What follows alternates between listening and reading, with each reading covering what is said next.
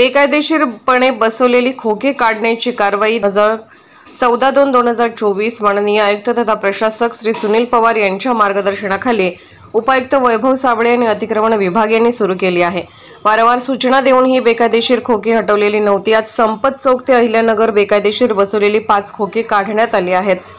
दुकानदार यांना अतिक्रमण करू नये म्हणून सूचना देण्यात आल्या आहेत, तथापि अद्यापही बेकायदेशीर खोके काढण्यात आलेली नाहीत। ही बाब निदर्शनास येते आहे।